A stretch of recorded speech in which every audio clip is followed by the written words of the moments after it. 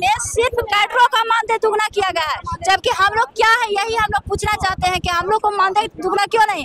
हम लोग एजुकेटेड है, दूसरे जिला में रह करके जॉब कर रहे हैं, सभी स्टाफ है जो अपने बाल बच्चे सभी को छोड़ करके दूसरे जिला में रह करके रेंट पर रह के 9,750 रुपया हम लोग को बेसिक सैलरी मिलता है। और महिला तो आप लोग नीतीश कुमार कहते हैं कि हम महिलाओं के साथ हैं, उनकी विकास का भी काम कर रहे हैं, प्रगति भी दे रहे हैं लगातार। ये हमारे मुख्यमंत्री जी का गलत नहीं है, मुख्यमंत्री जी हम लोग से ये नहीं है। हम लोग को जो सीओ जीविका के सीओ जो सुधांशु सर है उनके द्वारा हम लोग को ये मिला है कि आप लोग का NRLM के पोर्टल पर देखेंगे और उसके बाद हम लोग अब सोचेंगे। तो हम लोग इतना में हम लोग बसेरा कैसे कर सकते हैं।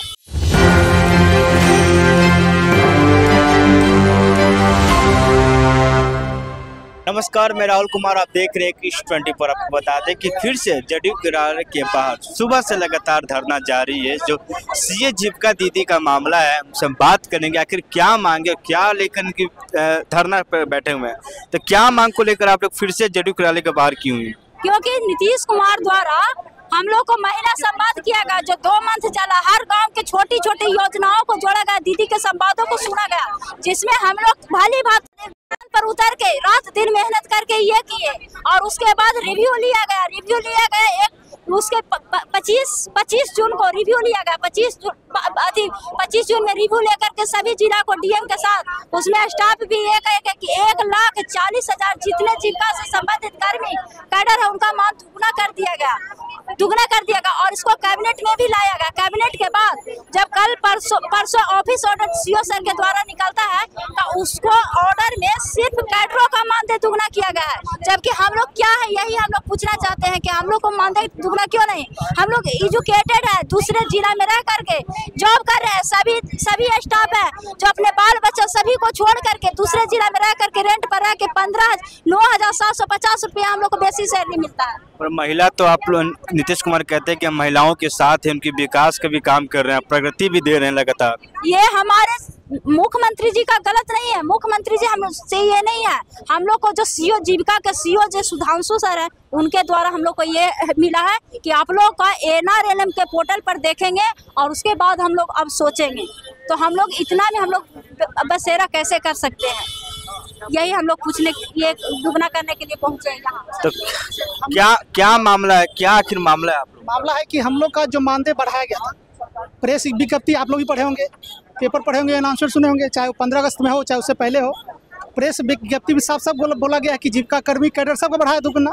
लेकिन हमारे सीओ सर VC करके ये बोल रहे हैं और सबको बता रहे हैं कि मुख्यमंत्री साहब का स्लिप ऑफ टंग हो गया है कर्मचारी के लिए। वो कर्मचारी वर्ड नहीं है, एक बार नहीं 4 बार स्लिप ऑफ टंग हुआ है। तब स्लिप ऑफ टंग मुख्यमंत्री का हुआ है कि सीओ साहब बोल रहे हैं, तब यह बात तो मुख्यमंत्री खुद क्लियर करेंगे। उनका स्लिप ऑफ टंग हो गया है कर्मचारी के लिए या फिर वो सबका बढ़ाए हैं। हम लोग जब मिले हैं तब तो उनके कर्मचारी, चाहे हमारे ये जो मंत्री है सो रिलेटेड मंत्री, वो ही बोल रहे हैं कि स्लिप ऑफ टंग नहीं, हम लोग सबको बढ़ाए हैं। अब सीओ साहब बोल रहे हैं कि नहीं, उनका स्लिप ऑफ टंग हुआ है। आप लोग का चुनाव के बाद देखा जाएगा, प्रपोजल भेजा जाएगा चुनाव के बाद, हाँ रिजल्ट के बाद देखा जाएगा। अभी सब बता दिया गया है, कल लास्ट में ऑर्डर भी निकाल दिया गया, परसों VC हुआ, ऑर्डर निकाल दिया गया कैडर लोगों का। लेकिन हम लोग का उसमें कुछ नहीं किया गया, सीधी बोला गया कि जैसे है काम कीजिए, अन्यथा कुछ नहीं, आप पर एक्शन लिया जाएगा और कुछ उल्टा पुल्टा करते हैं तो निष्कासित कर दिया जाएगा। बात क्या लगता है? तो नीतीश कुमार तो कह रहे हैं कि इतना नौकरी दे रहे हैं। नीतीश कुमार जी ये न बताएंगे, हमारे जो मुखिया हैं राज्य के, वो तो ये बताएंगे कि उनका सही में स्लिप ऑफ टंग हुआ। अब दोनों में सही कौन है वो तो वो बताएंगे। जुबान भी फिसल जा रही है। इवन प्रेस विज्ञप्ति आप लोग मीडिया के आदमी है, पढ़े होंगे। इवन हम प्रेस विज्ञप्ति है कि नहीं पास? प्रेस विज्ञप्ति सरकार को देखना चाहिए कि उनकी नजर में जाना चाहिए। प्रेस विज्ञप्ति है किसी के पास? प्रेस विज्ञप्ति जो निकला है इनको दिखा दीजिए। इवन प्रेस विज्ञप्ति में क्लियर कट लिखा हुआ है कर्मचारी, इवन जो उप मुख्यमंत्री है वो भी उन्हें अनाउंसमेंट किया है कर्मचारी का भी, आप लोग खुद सुने होंगे। लेकिन अब हम लोग के जो सीओ है, हम लोग जो परियोजना के मुखिया है, वो बोल रहे नहीं, सर का स्लिप ऑफ टंग हुआ है। ये तो पहले बार सुनने में आया।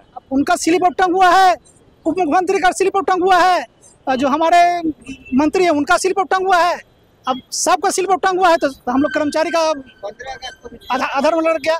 अब चुनाव के बाद हम लोग का प्रपोजल जाएगा, होगा नहीं होगा बाद में डिसीजन। क्या लगता है अगर मामला अगर नहीं सुनाई जाएगी तो आगे क्या आप लोग का काम कर दिया जाएगा? अपना अधिकार के लिए लड़ रहे हैं, अपना अधिकार के लिए बोलने आए हैं। देखते हैं आगे मुख्यमंत्री साहब क्या कर सकते हैं, हम लोग का डिसीजन क्या लेते हैं। क्या लगता है जीविका दीदी को, क्या लगता है? प्रधानमंत्री और मुख्यमंत्री जी की सभा में जब जीविका दीदी आती है हम लोग सपोर्ट में, तो हम लोग के सपोर्ट में